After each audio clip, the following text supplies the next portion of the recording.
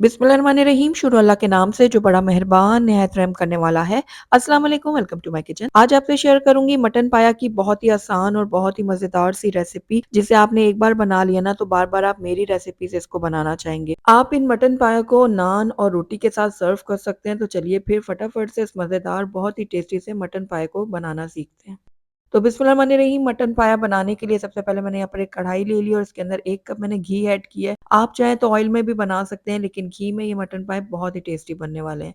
थोड़े से बिल्कुल हम इसके अंदर खड़े मसाले ऐड करेंगे, जिसमें आधा चाय का चम्मच मैंने सफ़ेद ज़ीरा लिया है साबित, 2-3 लौंग लिए हैं और 2 छोटे टुकड़े मैंने दालचीनी के ले लिए हैं। अब इन खड़े मसालों को हम हल्का-सा फ्राई करेंगे कि इनकी खुशबू जो है ना वो घी में आ जाए। अब इसके अंदर 3 मीडियम साइज़ के मैंने प्याज़ लिए थे, उनका पेस्ट बना लिया था, वो डाल देंगे इसके अंदर। अब प्याज़ को हमने फ्राई करना है तब तक जब तक इसमें लाइट गोल्डन कलर नहीं आ जाता। तो बस इस तरह लगातार चम्मच चलाते हुए हम इसको पका लेंगे ताकि इसमें बहुत अच्छा-सा गोल्डन कलर आ जाए। तो यहाँ पर देखिए प्याज़ ने अपना कलर जो है ना वो चेंज कर लिया है और ये लाइट गोल्डन हो गए हैं, ये देखिए। तो बस अब इस टाइम पे आकर इसके अंदर हम ऐड करेंगे लहसुन अदरक का पेस्ट। मैंने यहाँ पर 1 खाने का चम्मच लहसुन का पेस्ट लिया है और आधा खाने का चम्मच अदरक का पेस्ट लिया है। अब इनको भी हम कुछ देर के लिए फ्राई करेंगे ताकि इनका कच्चापन जो है ना वो ख़त्म हो जाए। तो तकरीबन 1 मिनट के लिए मैंने लहसुन अदरक की भी भुनाई कर ली थी प्याज़ के साथ। अब इसके अंदर हम ऐड करेंगे टमाटर का पेस्ट। मैंने 2 मीडियम साइज़ के टमाटर लिए थे, उनका पेस्ट बनाकर इसके अंदर ऐड कर दिया है। अब टमाटर के पेस्ट को भी अच्छी तरह से मिक्स करेंगे हम और उसके बाद इसके अंदर कुछ सूखे मसाले ऐड करेंगे। तो सबसे पहले मैंने नमक डाला 1 चाय का चम्मच, आप अपने टेस्ट के अकॉर्डिंग डाल सकते हैं। 2 चाय के चम्मच मैंने धनिया पाउडर ऐड किया है और आधा चाय का चम्मच मैंने हल्दी पाउडर ऐड किया है।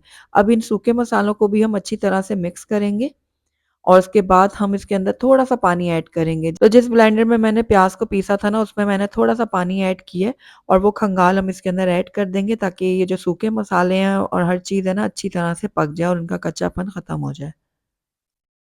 तो बस ये अच्छी तरह से हम मिक्स करते हैं। उसके बाद इसको कवर करेंगे और तकरीबन 3 से 4 मिनट के लिए लो फ्लेम में पकने के लिए छोड़ देंगे। तो तकरीबन 4 मिनट हो गए थे मसाले को पकते हुए और यहाँ पर देखिए ऑयल जो है ना वो सेपरेट हो गया है और मसाला हमारा अच्छी तरह से पक चुका है। ये देखिए, इसके अंदर जो हमने प्याज़, टमाटर डाला था उसका कच्चापन भी ख़त्म हो गया है और सूखे मसालों का भी कच्चापन ख़त्म हो गया है।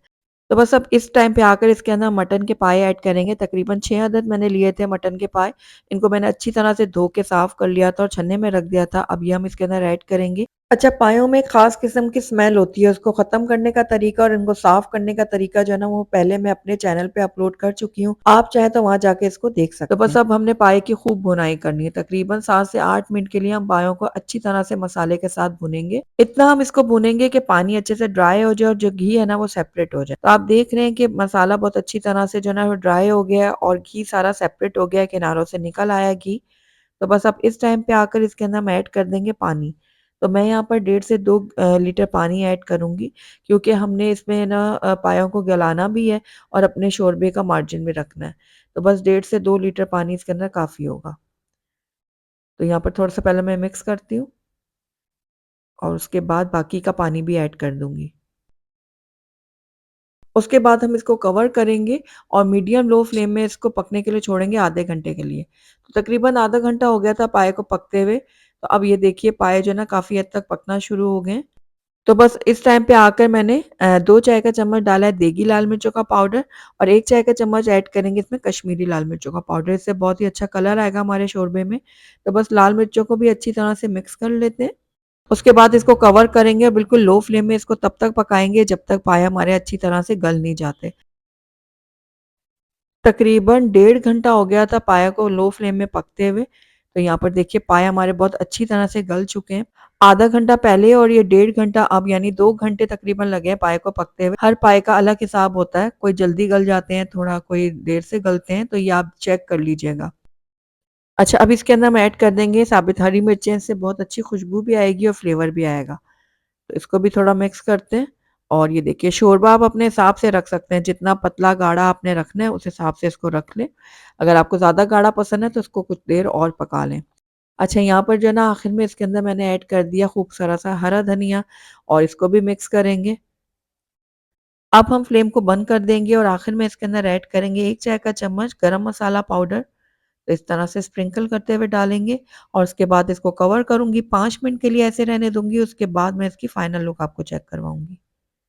तो माशाल्लाह से देखिए 5 मिनट हो गए थे पाए को ऐसे पड़े हुए और ये देखिए, बहुत ही ज़बरदस्ती तरी तैयार हुई है। ऊपर ये देखिए जिस तरह से मलाई जमती है ना, उस तरह से ये जमी है। ये देखिए।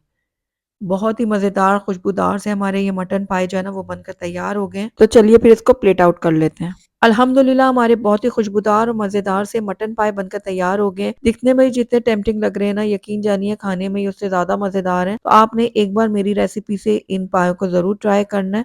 मुझे पूरी उम्मीद है आपको और आपके घर वालों को ये मज़ेदार से मटन पाए ज़रूर पसंद आएँगे। तो ज़रूर ट्राई कीजिएगा और ट्राई करके मुझे बताइएगा कि मेरी आज की रेसिपी आपको कैसी लगी। अगर अच्छी लगी है तो इसको लाइक भी ज़रूर कीजिएगा। मेरी वीडियो को शुरू से एंड तक देखने का आपका बहुत-बहुत शुक्रिया। Thank you for watching. अल्लाह हाफ़िज़।